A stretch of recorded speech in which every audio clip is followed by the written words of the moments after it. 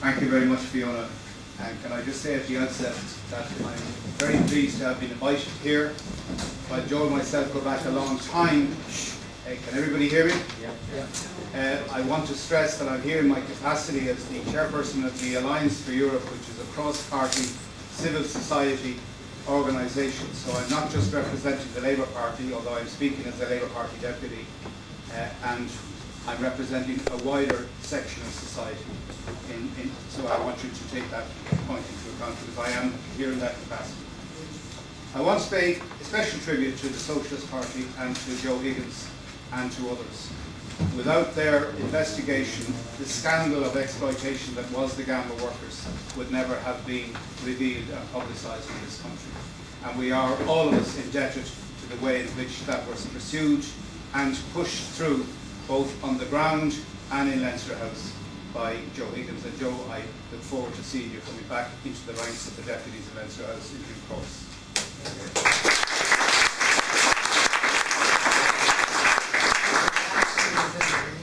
I want to address my brief comments, and I'll try and stay within time.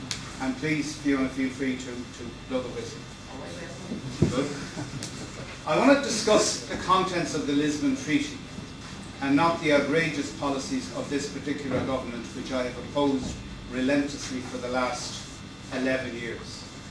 I believe the permission of troops, transitions and transmissions through Shannon is in breach of our neutrality.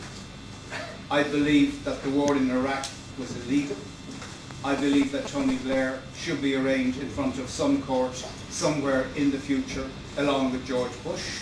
I believe that they've created a precedent that will enable China to walk into Taiwan in the future and cite the precedent of the Americans and the British going into Iraq. I believe the bastardization of Afghanistan in a response to the war on terror and the taking out of the Taliban is an obscenity, but it has nothing to do with the Lisbon Treaty. And Joe, in response to your last peroration about the kind of world that you want to see, where there is no arms industry, where terrorism is made irrelevant, where poverty can be confronted and eliminated, and where exploitation becomes something of the distant past, I agree with you. I'd love to get there. I'd love to find the route. Does anybody have a map? Does anybody know the way? Cuba. I've been to Cuba. I've been to Cuba. And they're a long way down the road. And it's the only non-market economy in the world. And the Cubans will be the first to tell you it does not work. Go to Cuba and ask the Cubans. But they are much further in terms of education and health than we are. We have to find a road and a route map and a way of getting there. And the Europeans, in my humble opinion, all of us, are further down that road, making mistakes, making compromises, confronting our dark, dark past. And I'm not talking about Nazism or fascism or some of the things from which this country has been spared. I'm talking about ethnic cleansing.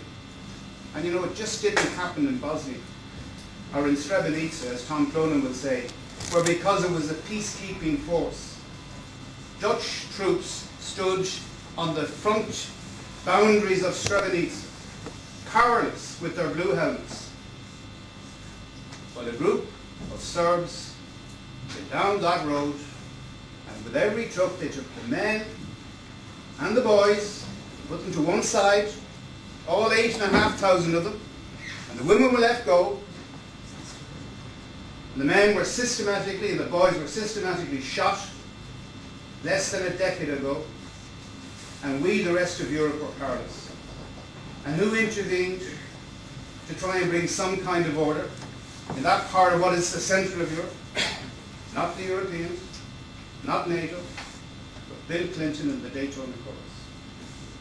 Now, the next time we have a problem in this part of the world that we share, I would like to think that we, the Europeans, will be able to actually come forward with a response. I don't want to trust George Bush or a future George Bush to do it on our behalf. And that's why within the Lisbon Treaty there are provisions for enhanced cooperation. That's why. Not because over cigars and brandy at some dinner at a Council of Ministers meeting somebody said, hey guys, let's have a good idea. Let's have enhanced cooperation. It's there because something very real happened. And it's not confined to that part of Europe. We had our own ethnic cleansing in Northern Ireland when isolated Protestant farmers in Fermanagh were systematically being shot and taken out. That's perhaps a bit closer to home. And those of you who watch the TV programs about that incident back in Offaly, every part of Europe has had ethnic cleansing of one kind or another. I ask you this. There are 5 continents on the world. 5. Europe, America, Asia, and Africa, and Latin America, if you like. If you were to go back to 1910 and look at the boundaries of all of those nation states, they're all the same. Africa hasn't changed. Latin America hasn't changed. North America hasn't changed. Asia hasn't changed. They changed the names.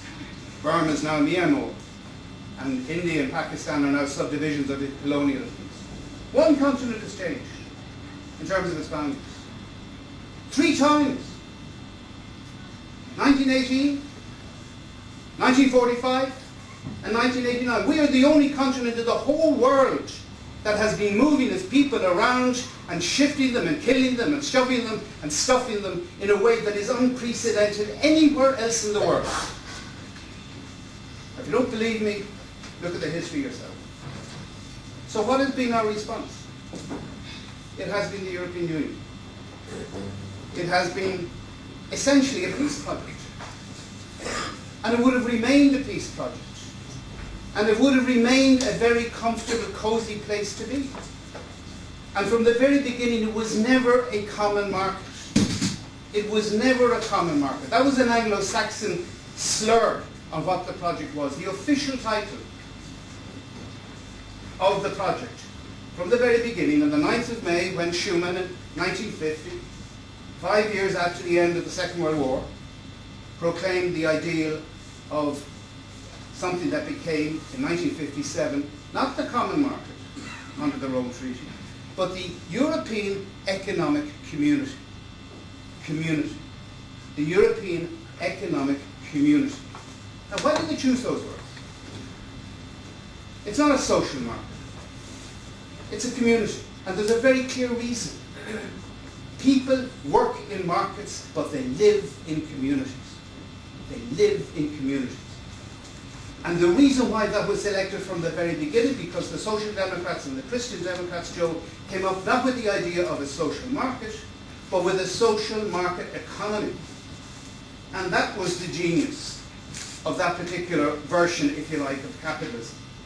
Because the communist model of an alternative economic system collapsed.